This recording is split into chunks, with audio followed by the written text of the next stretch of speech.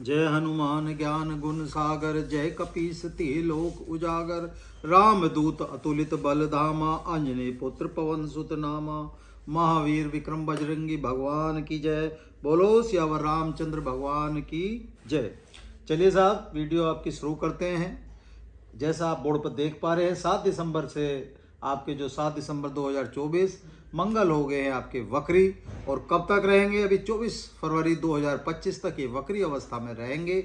और आज जैसा हमने अपने थंबनेल में लिखा है कि डर के आगे जीत है, तो हमारा जो समझाने का आपको तात्पर्य है, जो हम कोशिश कर रहे हैं कि डरने की कोई बात नहीं है, कि अगर मंगल वक्री हो गए हैं तो घबराने की कोई बात नहीं है। ठीक है, अपना डर के आगे भी जीत है, इसे ऐसे समझें आप। ठीक है, चलिए तो शुरू करते हैं। जब भी कोई ग्रह वक्री होता है तो पहले उसे समझ लेते हैं कि उसका क्या मतलब होता है। जब भी कोई ग्रह वक्री होता है तो उसकी जो चाल होती है थोड़ी धीमी हो जाती है, उसे आप ऐसे समझ सकते हैं। ठीक है, और एक घर पीछे भी उसका इम्पैक्ट आने लग जाता है। अगर संक्षेप में समझाएंगे तो बहुत सारी वीडियो लंबी हो जाएगी, तो सिर्फ हमने एक छोटा सा मायना आपको समझा दिया कि वक्री का मतलब क्या है, क्योंकि इन सब चीज़ों में ना पढ़ के सिर्फ आप ये समझें कि किस चीज़ से हमें क्या फ़ायदा होगा और क्या नुकसान होगा। ठीक है, चलिए तो समझ लेते हैं। मंगल जहाँ पर विद्यमान है, आपके सप्तम भाव पर विद्यमान है, और किस राशि में है? आपकी कर्क राशि में है, जिसके स्वामी होते हैं चंद्रमा। और चंद्रमा क्या होता है? चंद्रमा आपका मन होता है।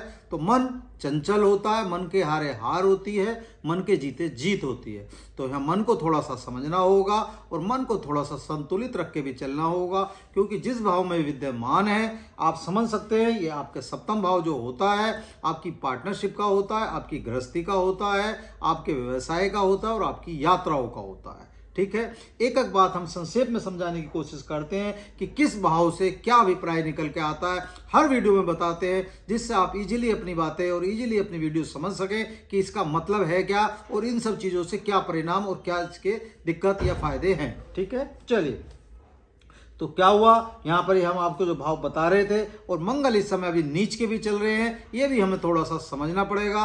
तो नीच का चलने का मतलब क्या हुआ कि जब अगर कोई ग्रह नीच का चल रहा है तो उसके भी परिणाम, चाहे शुभ परिणाम है चाहे दुष्परिणाम है, हर तरीके के परिणाम आते हैं। तो ये थोड़ा सा हमें समझना पड़ता है, ये हम आपको समझा रहे हैं। चलिए, अगर आपके मंगल यहाँ पर विद्यमान है तो ये भाव जो हमने आपको बताया, यहाँ पर थोड़ा सा अपनी वाणी को संयम रख के चलेंगे, बरत के चलेंगे तो ठीक रहेंगे। एक चीज, लड़ाई झगड़े में नहीं पड़ेंगे तो ठीक रहेंगे। यहाँ पर आपका इस समय पत्नी से कलह भी हो सकती है, या किसी भी स्त्री से कलह हो सकती है, चाहे वो आपके बॉस रूपी रूप में है, चाहे अपना कर्मचारी रूप में है, चाहे किसी भी रूप में आपके मतलब साथ में काम करने वाली कर्मचारी भी हो सकते हैं। तो थोड़ा सा आपको सावधानी बरतनी पड़ेगी, ये हमें समझाना है। ठीक है, एक चीज। दूसरी बात, जो ये घर एक पीछे भी इंपैक्ट आएगा, इसे भी समझ लेते हैं कि यहाँ इसका इंपैक्ट आने का मतलब क्या है।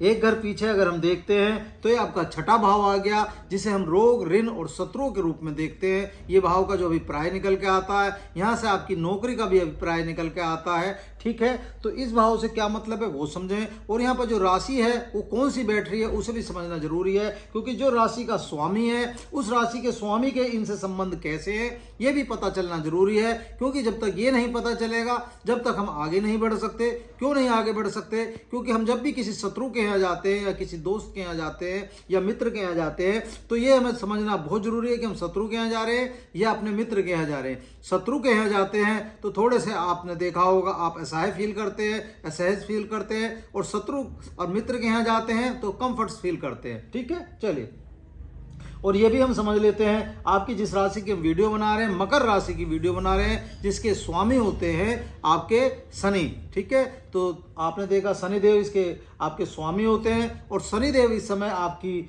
मार्गी अवस्था में है। आप इसे ऐसे भी समझ चुके हैं, मार्गी हो चुके हैं, और शनिदेव इस समय आपको पूर्ण रूप से देने के लिए तैयार बैठे हैं, क्योंकि अब इसके बाद वो 30 वर्ष पश्चात यहाँ पर अपनी राशि में आएंगे। ठीक है, तो ये हम जो आपको बता रहे हैं ये आप समझ लें थोड़ा सा। ठीक है, और यहाँ पर जो राशि अभी बात कर रहे थे हम, तो यहाँ जो राशि विराजमान है यहाँ पर मिथुन राशि है। मिथुन राशि के स्वामी होंगे बुध, और बुध से इनके संबंध फिलहाल अच्छे नहीं है। मंगल के संबंध कहीं ना कहीं बुध से जो आते हैं वो आपके शत्रु वाले आते हैं। तो क्या हुआ, हमें थोड़ा सा समझना होगा। अगर ये शत्रु रूपी हमारे रूप में आए हुए हैं तो क्या होगा, हम इनके जब घर में हम आए तो कहीं ना कहीं हमें दिक्कत हो सकती है। तो हमें यहाँ क्या थोड़ा सा ध्यान रखना है, क्योंकि रोग, ऋण और शत्रुओं का है। वैसे मंगल जब यहाँ पर होते हैं तो कहीं ना कहीं आपका शत्रु आप पे हावी नहीं हो पाता, क्योंकि मंगल को हम किससे देखते हैं? मंगल को हम पावर से देखते हैं, उत्साह से देखते हैं, साहस से देखते हैं, और मंगल अपने आप में एक सेनापति का रूप में होते हैं। तो यहाँ क्या है, वैसे नहीं होता, लेकिन इस समय यहाँ जो राशि विराजमान है उसका स्वामी आप देख रहे हैं बुध हो गया, तो हमें यहाँ थोड़ी सी सावधानी बरतनी पड़ेगी। सावधानी के तौर पर हमें क्या है कि हमें पहले ही अपना ध्यान रखना पड़ेगा, पहले ही मेडिटेशन और एक्सरसाइज वगैरह करते रहो, तो क्या होगा, वो अपना बीमारी से आप बचे रह जाओगे और कहीं ना कहीं सही रहोगे। ठीक है, एक चीज। दूसरी चीज, अपना थोड़ा सा अगर जबान को थोड़ा सा कंट्रोल करके चलेंगे, वाणी को स्वयं बरत के चलेंगे, तो अननेसेसरी किसी से आपकी लड़ाई या झगड़ा नहीं होगा, वहां भी आप कहीं ना कहीं बच के चले जाओगे। आप इसे ऐसे मान सकते हो। और बात कर लेते हैं आपकी नौकरी के लिए। नौकरी के लिए अगर आप प्रयास करेंगे तो कहीं ना कहीं आपको प्रयास अगर थोड़ा सा तरीके से मेहनत करेंगे, थोड़ी सी मेहनत ज़्यादा हो सकती है इस समय, अगर करेंगे तो हो सकता है, अगर उपाय के तौर पर जो हम आपको बताएंगे उन सब चीज़ों का पालन अगर आप करते रहेंगे तो कहीं ना कहीं इनका कुछ ना कुछ फायदा आपको 100% होना चाहिए। ठीक है, चलिए बात कर लेते हैं। मंगल को 3 दृष्टि दे रखी है। तीनों दृष्टि का क्या मतलब है और कौन सी दृष्टि कहां पर पड़ रही है, किस भाव पर पड़ रही है, और उस भाव से हमें क्या चीजें प्राप्त हो सकती हैं, उसे भी समझ लेते हैं। ठीक है, जो पहली दृष्टि पड़ रही है आपके 10वें भाव पर पड़ रही है, यानी आपके कैरियर पर पड़ रही है, आपके जीवन के अर्थ पर पड़ रही है, जहां से आपको जितनी भी सब चीजों की प्राप्ति होती है, रोजगार की प्राप्ति होती है, प्रसिद्धि की प्राप्ति होती है, आपको सम्मान की प्राप्ति होती है, जो आप कर्म करते हो उसकी प्राप्ति होती है, आप समझ सकते हो। तो उस भाव पर नजर पड़ने का मतलब, दृष्टि पड़ने का मतलब क्या हुआ, उसे समझ लेते हैं। यहाँ पर जो राशि है तुला राशि है, जिसके स्वामी होते हैं शुक्र, और शुक्र से इनके संबंध मतलब सम वाले हो गए, ना अच्छे हैं ना बुरे हैं, लेकिन अगर आप मेहनत करेंगे तो कहीं ना कहीं रिजल्ट आपका ठीक आ जाएगा। तो क्या हुआ, कहीं ना कहीं अगर जीवन का अर्थ ढूंढेंगे तो हो सकता है प्राप्त हो सकता है, बैड इंपैक्ट नहीं आएगा, ठीक इंपैक्ट आना चाहिए जहां तक हमें उम्मीद है।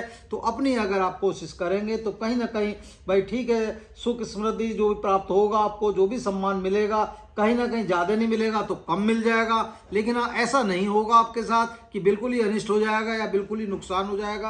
हाँ, अगर आप मेहनत कर रहे हैं, किसी भी काम के लिए आपने प्रयास करा, कोई भी काम आपने रोजगार लगाया या कोई भी काम के लिए आपने कुछ मेहनत करी, तो उसका फल कहीं ना कहीं आप प्राप्त कर लेंगे। तो कहीं ना कहीं जो आपके भाव है आपको प्रसिद्धि नहीं दिलाएगा तो सम्मान जरूर दिला देगा, सम्मान नहीं दिलाएगा तो कम से कम आत्म सम्मान जरूर बचा के रख देगा आपका। इस बात को हम आपको बता सकते हैं। ठीक है, चलिए बात कर लेते हैं उनकी अगली दृष्टि की।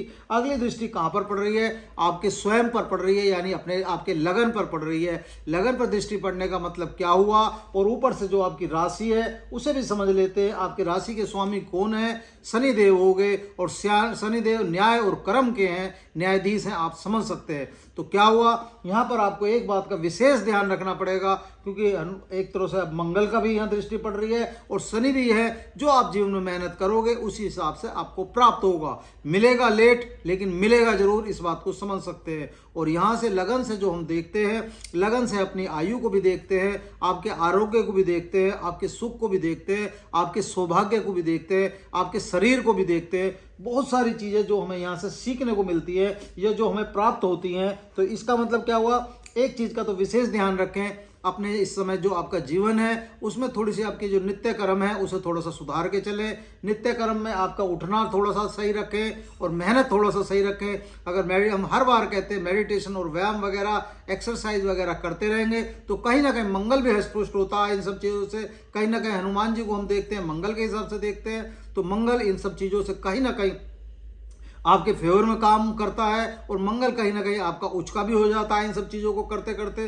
और दूसरी बात ये भी समझ लीजिए, आप जब अपने शरीर का ध्यान रखेंगे तो कहीं ना कहीं बीमारियां भी आपसे दूर रहेंगी, आप इस बात को समझ सकते हैं। ठीक है, बात कर लेते हैं अगली दृष्टि की। जो अगली दृष्टि उनकी पड़ रही है, अगली दृष्टि पड़ रही है आपके द्वितीय भाव पर। और द्वितीय भाव किसका होता है, द्वितीय भाव आपका धन का होता है, धन का होता है और कुटुंब का होता है। और यहाँ पर रोल आपका शनिदेव का आ रहा है। तो शनिदेव अभी मैंने आपको क्या बताया, शनिदेव इस समय आपका मार्गीय अवस्था में चल रहे हैं और देने के लिए भी तैयार बैठे हैं, आपके स्वयं के स्वामी हैं। तो इस समय जो शनिदेव के आप मतलब उपासना कर लोगे या जो भी कुछ कर लोगे, कहीं ना कहीं आपको प्राप्त होगा और कहीं ना कहीं वो आपको दे सकते हैं कि जो आप कल्पना नहीं कर सकते हैं। तो क्या हुआ, यहाँ भी अगर आपने मेहनत करी तो धन, हम ये नहीं कहते कि जुड़ेगा नहीं जुड़ेगा, लेकिन हाँ अगर आपने प्रयास करा और मेहनत कर रहे हैं तो ठीक है, हो सकता 100 रुपये नहीं जुड़ेंगे, लेकिन अगर 50 रुपये बचाने की कोशिश करोगे तो 50 रुपये जरूर बचने चाहिए। माना कि 100 रुपये नहीं बचे, लेकिन 50 रुपये जरूर बचेंगे। मतलब कहने का तात्पर्य हमारा,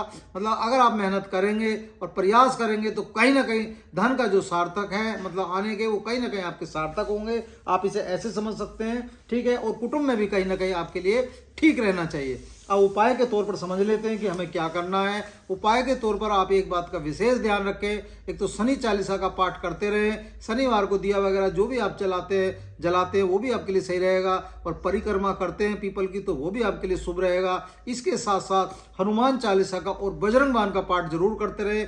इससे क्या होता है, बजरंग बाण करने से आपके मंगल तो मजबूत हुए, शनि भी कहीं ना कहीं कंट्रोल होते हैं और शनि भी आपके फेवर में काम करते हैं। ये बात आप हमारी समझ सकते हैं, ठीक है। अगर इतना सा काम आपने कर लिया तो उम्मीद है आपके जीवन में सिर्फ मंगल और सिर्फ मंगल ही होना चाहिए, ठीक है। जो हमने आपको समझाया आपको समझ में आया होगा। वीडियो अच्छी लगे तो प्लीज़ लाइक करें, शेयर करें। चैनल सब्सक्राइब नहीं करा तो प्लीज़ चैनल भी सब्सक्राइब कर दें। धन्यवाद।